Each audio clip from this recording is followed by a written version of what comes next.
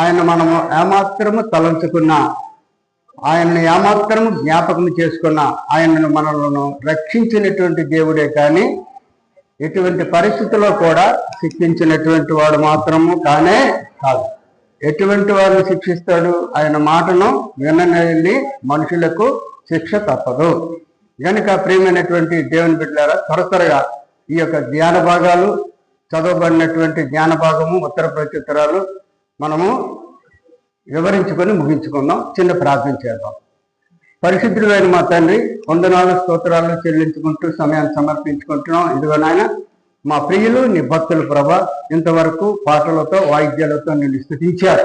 నిన్ను మరువలేని ప్రజలు కనుక నువ్వు అందరినీ ఆకర్షిస్తున్నావు నాయన. చక్కని సాక్ష్యాలు చెప్పారు ప్రభా. మీరు చేసినటువంటి మేలులను బట్టి, బిడ్డలు చెప్పినటువంటి సాక్ష్యమును బట్టి తండ్రి ఇంకా బలపరచని ప్రభా, నువ్వు మాకందరికి ఉపకారి గనుక నీ ఉపకారంతో మేము జీవించటకు సహాయం చేయండి.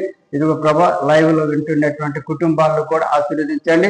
ఎటువంటి అపవాది కలకలతో తండ్రి వాళ్ళు దూరపరచుకుంటా నీ మాటలను విని రక్షణలో నడిపిస్తూ అద్భుతమైనటువంటి నీ కాపుదలతో బలపరుస్తావని నమ్ముకుంటూ ఇదిగో బిడ్డలందరినీ పాదముల దగ్గర పెట్టుకుంటూ యేసు పరిశుద్ధ నామములో మరి వేడుకుంటూ ప్రార్థిస్తున్నాం తండ్రి.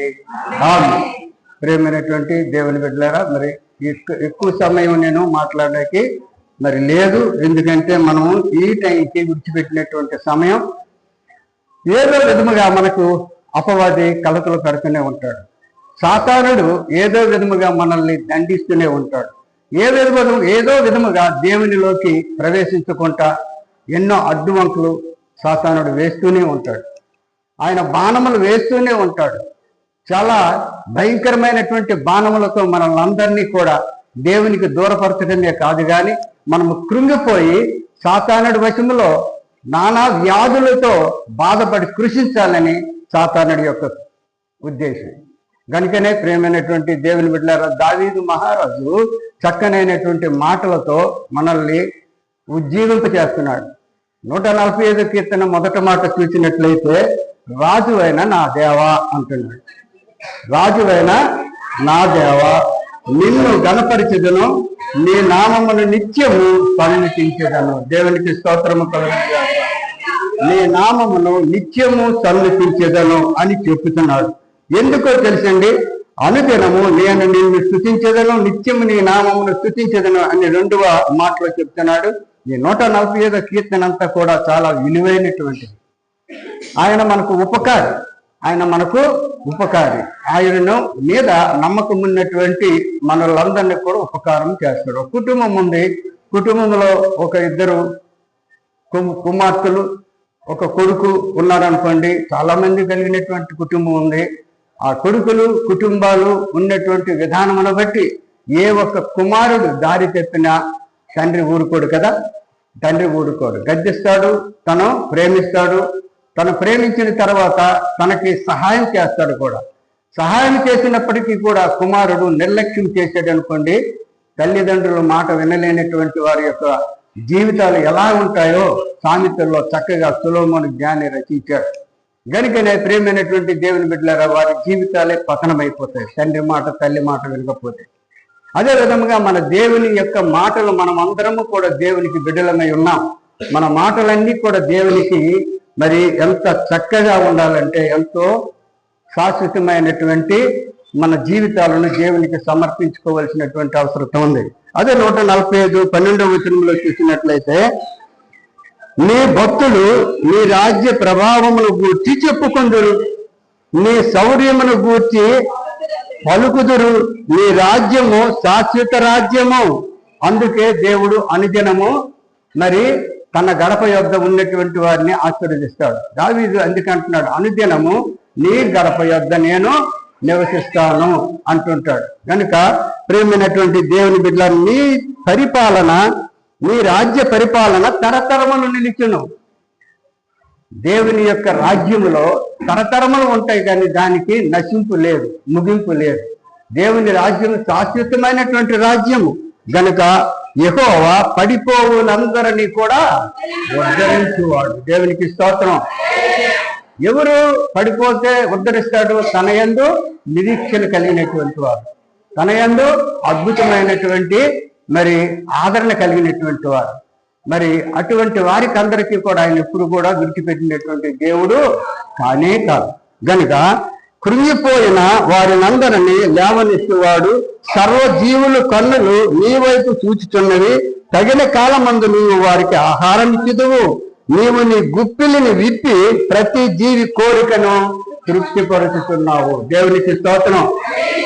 నీ గుప్పిలి విప్పి ప్రతి జీవి కోరికను ఆయన తృప్తిపరుస్తూ ఉంటాడు. ప్రియమైనటువంటి దేవుని బిడ్డలారా, మరి దేవుని బిడ్డలుగా జీవిస్తున్నటువంటి మన జీవితాలను ఇక్కడ ప్రసంగి అంటే ఎవరండి? ప్రసంగి సొలొమోనే రచించినటువంటి జ్ఞానము కలిగినటువంటి మాటలండి.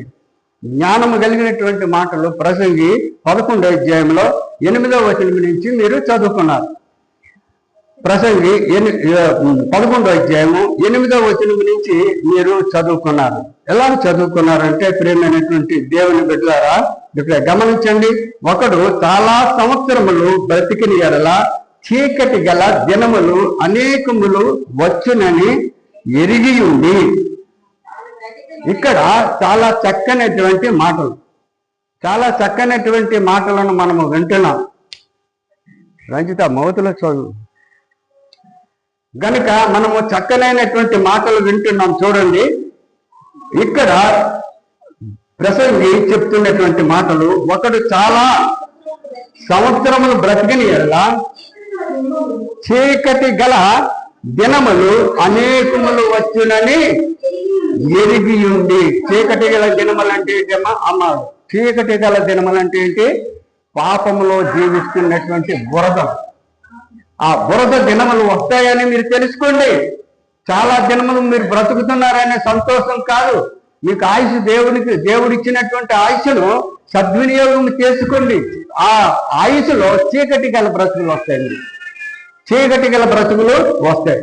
తాను బ్రతికిన దినములన్నీ సంతోషముగా ఉండవలెను. రాబోతున్నదంతయు వ్యర్థము. వ్యర్థము. తర్వాత చూస్తే, యవనుడా నీ యవనమందు సంతోష పడుము. నీ యవనమందు సంతోషం ఉంటే యవనలకే కాదండి, అందరికీ. ఇది అందరికి వర్తించినటువంటి స్త్రీలకు, పురుషులకు వయస్సుతో నిమిత్తం లేదు. అందరూ యవనులే. స్త్రీలారా గమనించండి. చిన్నపిల్లడు కోరుకున్నటువంటి కోరిక ముసలోడికి ఉంటుంది. వయసులోడికి ఉన్నటువంటి కోరిక పెద్దోడికి ఉంటుంది. ఈ కోరికలు ఎన్నో ఒకలా ఉంటాయి. అందరూ కూడా దేవుని బిడ్డలే. దేవునికి స్తోత్రం. కనుక ఇక్కడ నీ యవనుడా, యవన కాలమందు నీ హృదయము సంతుష్టిగా ఉండనిమ్ము. నీ కోరిక చెప్పునను, నీ దృష్టి యొక్క ఇష్టము చెప్పునను ప్రవర్తింపము. ఆక్రాప్యము. గమనించారా ప్రజలారా? మీ యవనమును బట్టి సంతోషపడండి. మీ జీవిత కాలంలో మీ హృదయం సంతుష్టిగా ఉండండి. మీ కోరికలు తీర్చుకోండి. మీ దృష్టి యొక్క ఇష్టమును చొప్పున ప్రవర్తించండి. మీకు దేవుడు ఇచ్చినటువంటి ఆయుష్కాలాన్ని సద్వినియోగం చేసుకోండి. ఎలాగా? ఎన్ని పాపాలైనా చేసేయండి. మీకు మనసుకు నచ్చినటువంటి ఎన్ని క్రూరాలైనా చేసేయండి. ఎన్ని అఘంతాలైనా చేసేయండి. ఎందుకు? దేవుడు మిమ్మల్ని పుట్టించాడు కదా, పుట్టించాడు, పెంచుతున్నాడు, సర్వము రక్షిస్తున్నాడు కదా. మీ ఇష్టం వచ్చినట్టు చేసేయండి. మీ ఇష్టం వచ్చినటువంటి పాపాలు చేసేయండి. మీ ఇష్టం వచ్చినట్టు చెడు పనులని చేసేయండి. ఎవరు చూస్తారు? ఎవరైనా చూస్తారా? ఎవ్వరూ చూడలేదని ఎంతమందిని చేయలేదండి పాపాలు. ఎవ్వరూ చూడలేదు. కానీ ఎవరు చూస్తారంటారు? లేదు, దేవుడు కూడా చూడడు. చేసుకోమంటున్నాడు. దేవుడు కూడా చూడడు. చేసేయండి. ఎన్ని పాపాలు చేసేయండి. అబద్ధాలు ఆడేయండి. నీ శరీరం నష్టపరుచుకో. నీ శరీరం నష్టపరుచుకోవడానికి దేవుడు చూస్తాడా? చూడడు. దేవుడు ఏమి చూడడు. ఎవరు చూడరు. పురుషుడు నీ ఇష్టానుసారాన్ని తిరిగి ఇష్టానుసారంగా జోగంలోకి వెళ్ళిపో. నీకు ఎక్కడ సంతోషం ఉంటే అక్కడికి వెళ్ళిపో. ఎన్ని వ్యభిచారాలను చేసే, స్త్రీలు కూడా అదే విధంగా చేసే. ఎందుకంటే పురుషులు ఇంటి దగ్గర ఉండరు కదా, నీ ఇష్టమే చేసుకోవచ్చు, ఏం కాదు. దేవుడు కూడా చూడదు, ఏమవదు.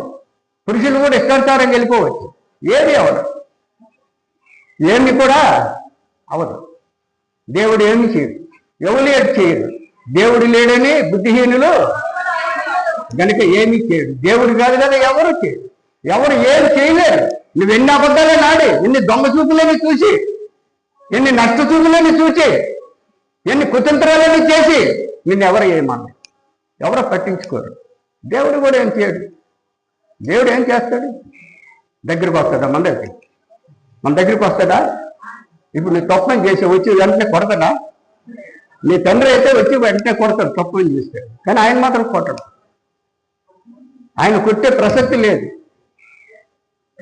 నిన్ను పుట్టిస్తున్నాడు, పెంచుతున్నాడు, ఇష్టానుసారం ప్రవర్తించి ఏమి కాదు. చివరికి బైబిల్ పరిశుద్ధ గ్రంథం అని దేవుని సేవకులు ప్రకటిస్తున్నారు కదా, ఆ గ్రంథాన్ని కాలు కింద తీసి తొక్కే ఏమవదు. కాలు కింద తీసి తొక్కినా ఏమి అవదు. నీకెవరు ఏం చేయలేరు. నువ్వు ఎన్ని పనులు చేసినా ఎవరు ఏం చేయలేరు. ఎవరు చూస్తారండి? దొంగతనం వెళ్ళి ఉంటాడు. ఆ రాత్రిలో చూసినట్లయితే దొంగతనాలు ఎన్నో చేసేవారు.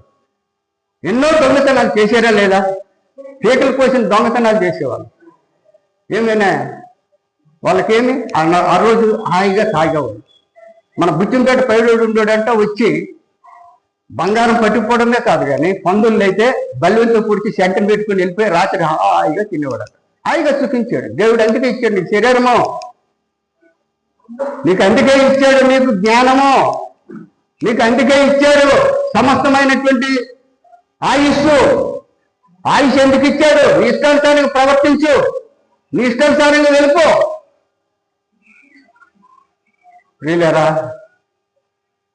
ఇదే ప్రసంగిలో 11:29 ఉన్నటువంటి మాట చూసినట్లయితే 11:29 ప్రసంగి అంటున్నాడు, ఇది ఒకటి మాత్రము నేను కనుగొంటిని, ఏమనగా దేవుడు నరులను పాపాత్ములు చేయడానికి పుట్టించాడు అని ఉంది అక్కడ. చదువమ్మా, మౌత్ అయిపోయిందా? ఇక్కడ ఇది ఒకటి మాత్రము నేను కనుగొన్నాను, ఏమనగా దేవుడు నరులను, అంతేగాని పాపాత్ములుగా పుట్టించాడండి ఆయన. పాపం చేసుకోర్రా, పాపం చేసుకోయమ్మా, పాపం చేసుకోవడానికి పుట్టించాడా దేవుడు? యథార్థముగా పుట్టించాడు. కానీ వారు ఏం చేస్తున్నారు? వివిధమైనటువంటి తంత్రములు కంత్రీలు నేర్చుకుంటున్నారు. దేవుడు ఎఫెసీలో ఉంటుంది, ఎఫెసీలో 5:9 ఉంటుంది. ప్రజలను ఉగ్రత పాలు చేయడానికి దేవుడు పుట్టించలే, క్రీస్తునందు రక్షణ పొందుకోవటానికే దేవుడు పుట్టించాడు. దేవునికి స్తోత్రం. క్రీస్తునందు రక్షణ పొందుకోవడానికే పుట్టించాడు. ప్రియమైనటువంటి సహోదరుడా, ప్రియమైనటువంటి సహోదరి, ప్రియమైనటువంటి యవనస్తురాల, చిన్న బిడ్డలారా, పెద్ద బిడ్డలారా, అందరూ గమనించండి. దేవుడు మనల్ని పాప కోపంలో పడేసి నరకానికి వెళ్ళిపోరని పుట్టించలే, కానీ దేనికి పుట్టించాడు? ఆయన క్రీస్తు ద్వారా రక్షణ పొందుకోవటానికి మాత్రం పుట్టించాడు. ఈ రక్షణ దినాల్ని మనము సద్వినియోగం చేసుకోవటము ఎంతో శ్రేష్టం. తర్వాత మాట చూస్తే అయితే ప్రసంగిలో తర్వాత మాట 9వ వచనం నుంచి చూసినట్లయితే, యవనయందు సంతోషపడుము, నీ యవన కాలం మందు నీ హృదయం సంతుష్టిగా ఉండనిమ్ము, నీ కోరిక చెప్పినను, నీ దృష్టి యొక్క ఇష్టము చెప్పినను ప్రవర్తింపము. అయితే వీటన్నిటిని బట్టి దేవుడు నిన్ను తీర్పులోనికి తెచ్చునని జ్ఞాపకం ఉంచుకున్నాము. దేవునికి స్తోత్రం. తీర్పు అవుతుంది. నీ ఇష్టానుసారంగా ప్రవర్తించడానికి తీర్పు ఉంది. నీకు ప్రస్తుతానికి ఆనందమే. తెలివైన వాడుగా అనుకుంటావు, నీ తెలివితో మనుషుల్ని మార్చేస్తానని అనుకుంటావు, నీ తెలివితో మనుషుల్ని కృంగదీస్తానని అనుకుంటావు, గుడ్లు తిప్పుతావు అటు ఇటు. కానీ తీర్పు తినముందని జ్ఞాపకము చేసుకో. తర్వాత లేత వయసును నడి ప్రాయమును గతించిపోవున్నవి గనుక నీ హృదయములో నుండి వ్యాకులమును తొలగించుకొనుము. దేవునికి స్తోత్రం. ఈ యొక్క వయసులు గతించిపోతాయి. పుట్టావు, బాల్యంలో ఆడుకుంటున్నావు, రక్షిస్తారు తల్లిదండ్రులు. పరిగెడుతున్నటువంటి బిడ్డడము ఏమైపోతాడో ఎలా ఉంటాడో అని పరిగెట్టి కాసి కాయలు కాసిపోయినట్టు బిడ్డను కాపాడుతావు. చిన్న పెద్దవాడు అవుతాడు. పెద్దవాడైన తర్వాత యవనస్తుడు అవుతాడు. యవనస్తుడి తర్వాత నడిప్రాయానికి వస్తాడు. నడిప్రాయం తర్వాత దేనికి వస్తాడు? ముసలితనంకి వస్తాడు. ముసలితనం తర్వాత దేనికి వస్తాడు?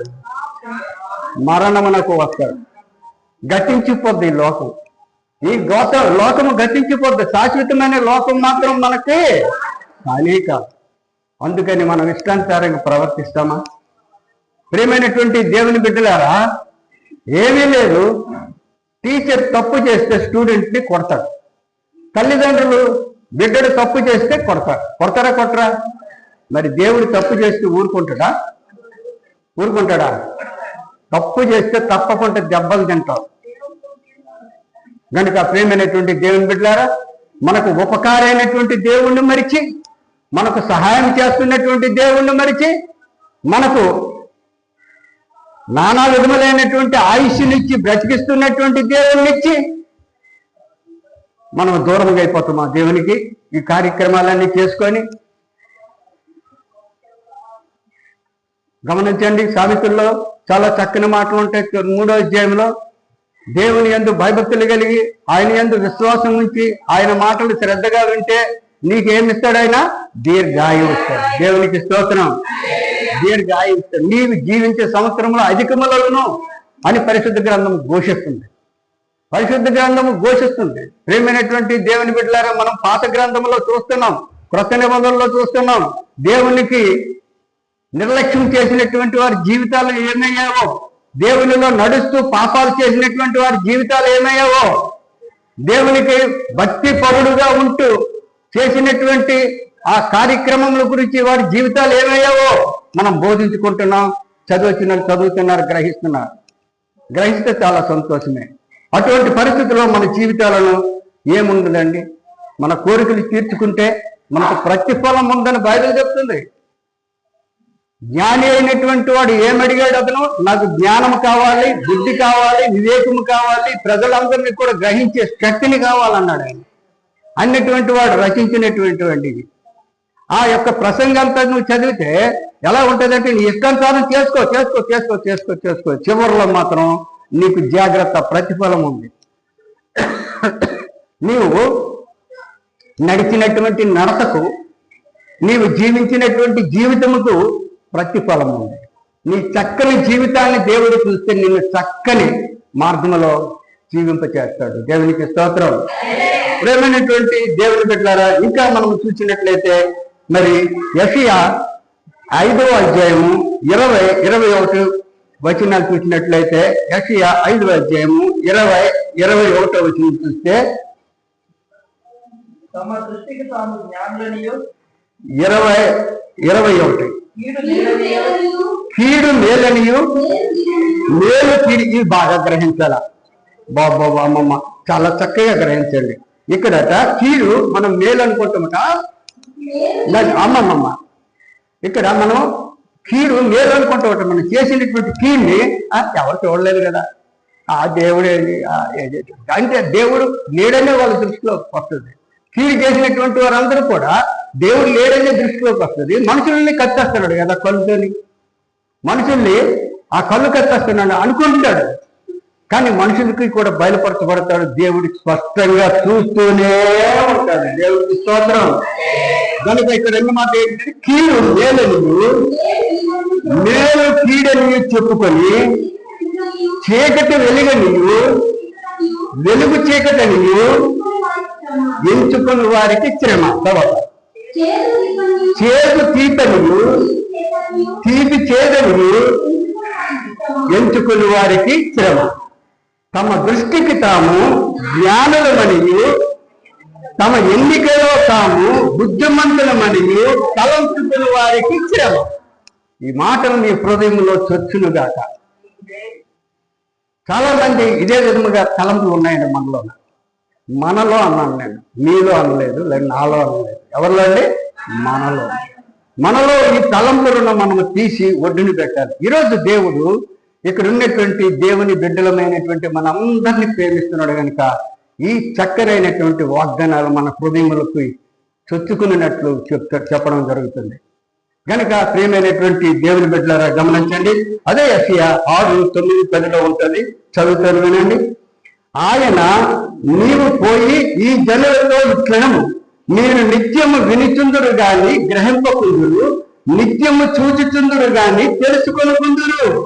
వారు కన్నులతో చూచి చెవులతో వినియు హృదయముతో గ్రహించి మనస్సు మార్చుకొని స్వస్థత పొందక పోవునట్లు ఈ జనులు హృదయము ఏం చేసింది?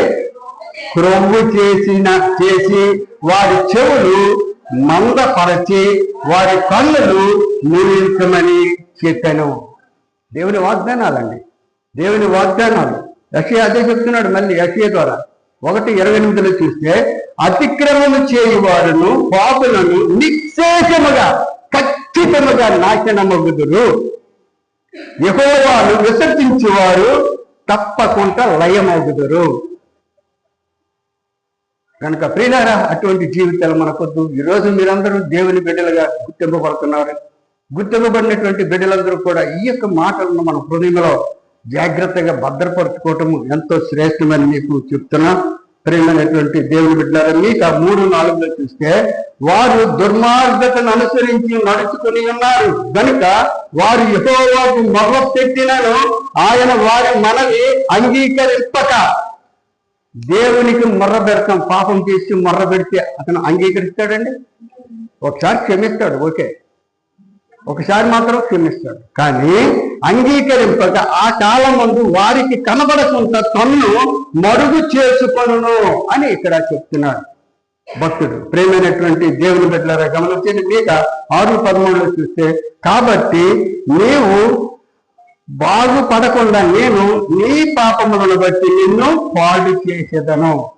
నీ పాపములను బట్టి నిన్ను బాగుందా అనుకుంటాం, మనం చేసేస్తుంటాం, బాగున్నాం అనుకుంటాం. ఎంతమంది అండి మన కన్నులు ఎదురు చూడలేదు, మనం చూడలేదా? చూసారు కనుక మనం అందరం భయంగా ఉంటున్నాం. దేవునికి స్తోత్రం. చాలా మంది నశించిపోయారు ఎయిడ్స్తో, నానా విధములైనటువంటి రోగములతో, నానా విధములైనటువంటి బాధలు పడి శరీరాన్ని పాడు చేసుకున్నారు. కరెక్టే, కానీ ఆత్మ కూడా పాడైపోయినట్టే కదా. ఈ పాడైపోయినటువంటి శరీరంలో ఉన్నటువంటి ఆత్మ వెడలిన తర్వాత ఎక్కడికి వెళ్తుందండి? అది పరలోకానిక? తప్పదు. కనుక ప్రేమైనటువంటి దేవుని బిడ్డలు, అద్భుతమైనటువంటి ఈ మాటల్లో మనము చూసినట్లయితే ఎబ్రీ భక్తుడు చెప్తున్నాడు, ఒకసారి వెలిగింపబడి పరలోక సంబంధమైనటువంటి రుచి చూసి పరిశుద్ధాత్మను మోసం చేస్తే యేసు ప్రభువుని మరలా సిలువుకి అప్పగించినట్టే, మరలా సిలువుకి అప్పగించినట్టే. గనుక ప్రేమైనటువంటి దేవుని బిడ్డలారా, మరి దేవుడు ఎంతో అద్భుతమైనటువంటి దేవుడు, ఎంతో ఇదైనటువంటి దేవుడు. గనుక ఈ లోకానికి మనల్ని రక్షించడానికి వచ్చాడు. రక్షణ మార్గాలు చూపించాడు ఆయన. నాయన, ఇవి మంచివి బాబు, ఇవి చెడ్డవి, ఈ త్రోవలొద్దు, ఈ త్రోవలందు మీరు నడవండి అని ఎంతో ఆయన ప్రేమ కనపరుస్తూ మరి ఎంతో అద్భుతమైనటువంటి విషయాలను చూశాడు. ఇక్కడ ఎబ్రీలో 10:26 చూస్తే, మనము సత్యమును గూర్చి అనుభవ జ్ఞానము పొందిన తర్వాత బుద్ధిపూర్వకముగా, సత్యమును గూర్చి మనము అనుభవ జ్ఞానము పొందిన తర్వాత, సత్యం గురించి నువ్వు తెలుసుకున్న తర్వాత బుద్ధిపూర్వకముగా పాపము చేసిన ఎడల పాపమునకు బలి అంటే ఇంకా క్షమాపణ ఉండనే ఉండదు. వీళ్ళారా గమనించండి, యేసు ప్రభు వారు అలా వెళ్తా ఉంటే మీకందరికీ తెలిసింది కదే, ఒక పాపాత్మురాలు దొరికింది. పాపం చేస్తుంటే పట్టుబడిపోయింది అంట. వాళ్ళందరూ గొర్రెలను తీసుకొచ్చారు. ఎక్కడికి తీసుకొచ్చారు? యేసు ప్రభు దగ్గరికి తీసుకొచ్చారు. ప్రభా, మరి పాపం పట్టుబడింది ఈవిడ, మరి ఇలాంటి వాళ్ళు రాళ్ళతో కుట్టి చంపేయాలా?